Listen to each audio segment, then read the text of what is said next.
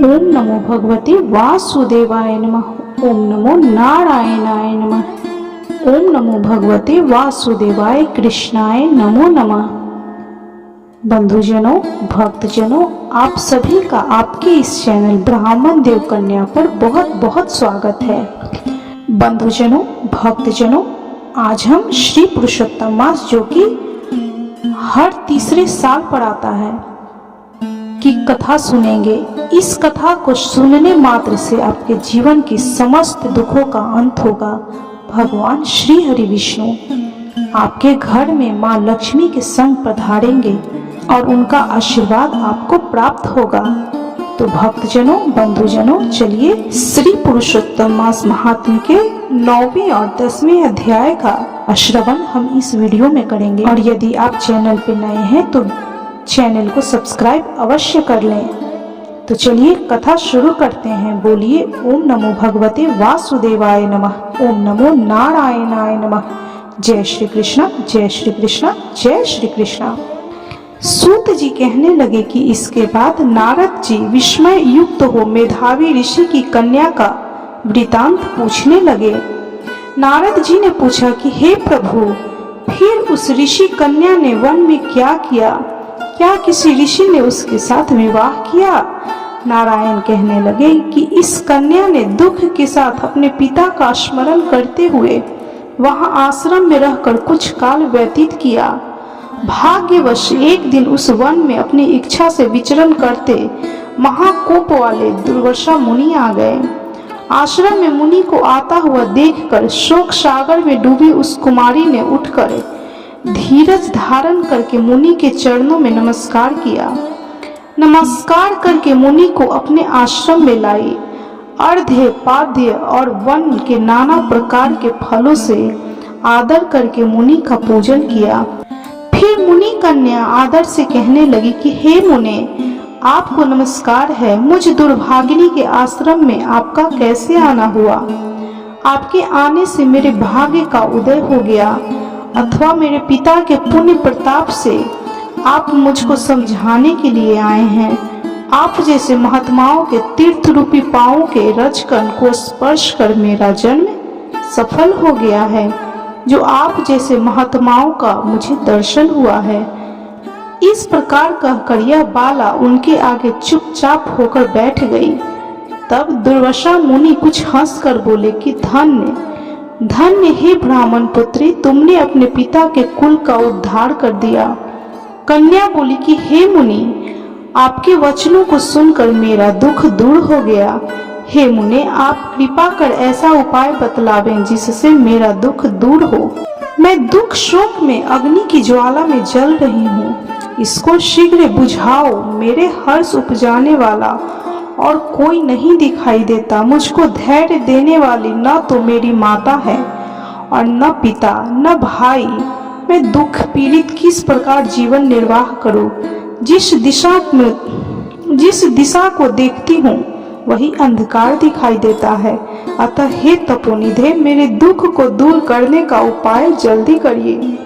ऐसा कहकर वह बाला उनके आगे बैठ गई। दुर्वासा मुनि उसके उपाय के वास्ते सोचने लगे। श्री नारायण कहने लगे कि हे नारद, इस प्रकार मुनि कन्या के वचनों को सुनकर मुनि दुर्वासा विचार कर अत्यंत कृपा करके इस बाला को देखकर कुछ हितकारक वचन बोले। इस प्रकार श्री पुरुषोत्तम मास महात्म्य का 9वां अध्याय संपन्न हुआ। तो बोलिए जय श्री कृष्ण, जय श्री कृष्ण, जय श्री कृष्ण। भक्तजनों, अब हम 10वें अध्याय की अमृत कथा का अमृत पान करेंगे। तो बोलिए जय श्री कृष्ण, जय श्री कृष्ण, जय श्री कृष्ण। ऋषि कहने लगे कि हे सुंदरी, अब से तीसरा मास पुरुषोत्तम मास आएगा। उसमें स्नान करने से मनुष्य दोषों से छूट जाता है। इसके तुल्य कार्तिक आदि कोई भी मास से नहीं है। सब मास तथा पक्ष और जो भी पर्व है पुरुषोत्तम मास की 16वीं कला के बराबर भी नहीं है। 12,000 वर्ष गंगा में स्नान करने से जो फल मिलता है और शील के बृहस्पति राशि में गोदावरी गंगा में स्नान करने से जो फल मिलता है, वही फल कहीं भी पुरुषोत्तम मास में एक बार स्नान करने से प्राप्त हो जाता है। यह श्री कृष्ण का प्रिय मास है। इसमें स्नान, दान, जप आदि करने से सब मनोवांछित फलों की प्राप्ति होती है। इसलिए तुम भी पुरुषोत्तम मास की सेवा करो। मुनि राजकन्या को ऐसे वचन कहकर चुप हो गए। श्री कृष्ण कहने लगे कि हे अर्जुन, मुनि के वचन सुनकर भावों से प्रेरित होकर वह मूढ़ बालक क्रोधित होकर बोली कि हे ब्राह्मण, मुझको आपके वचन ठीक नहीं लगे। माघ आदि मास किस प्रकार थोड़ा फल देने वाले हैं और कार्तिक मास को कैसे कम कहते हो? क्या सेवा किया हुआ वैशाख मास इच्छित फल नहीं देता? यह तो मल मास सब कर्मों से निंदित है।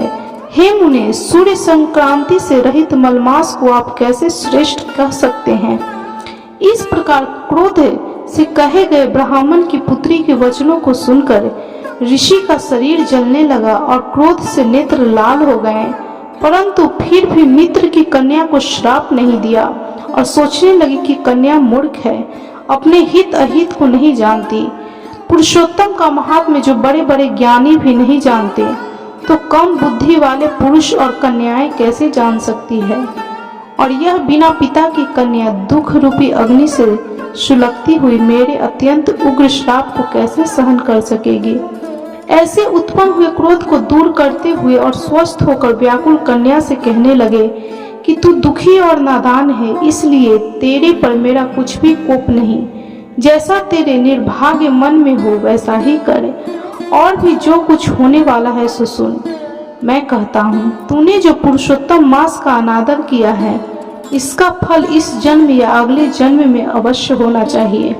क्योंकि तेरा पिता मेरा मित्र था, इसलिए तुझको श्राप नहीं देता हूँ कि तू बालक है और अपने शुभ अशुभ को नहीं पहचानती।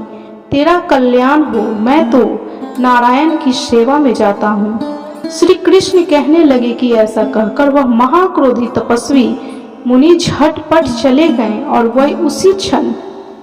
उसी क्षण वह कन्या पुरुषोत्तम मास के प्रभाव से कांतिहीन हो गई और अपने मन में विचार करने लगी कि तत्काल फल देने वाले पार्वती पति श्री शंकर की आराधना करूंगी।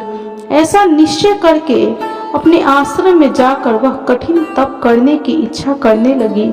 सूत जी कहने लगे कि वह बाला प्रबल मुनि के वचनों को निंदित कर तथा बहुत फल देने वाले श्री हरि विष्णु और सावित्री पति ब्रह्मा को छोड़कर अपने वन आश्रम में केवल शंकर भगवान की सेवा करने लगी। इस प्रकार श्री पुरुषोत्तम मास महात्म्य का यह 10वां अध्याय संपन्न हुआ।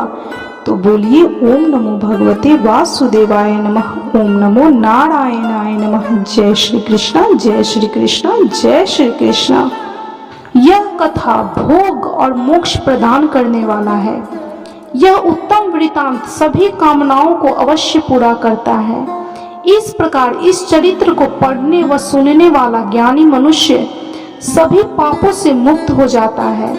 उसे यश, स्वर्ग और आयु की प्राप्ति होती है। जो मनुष्य भक्ति भाव से इस कथा को पढ़ता है, उसे अपने सभी सत्कर्मों के फल की प्राप्ति होती है। यदि यह वीडियो आपको अच्छी लगी हो, यह कथा अच्छी लगी हो, तो कृपया वीडियो को लाइक, शेयर और सब्सक्राइब जरूर करें और कमेंट में जय श्री कृष्णा, श्री हरि विष्णु जरूर लिखें।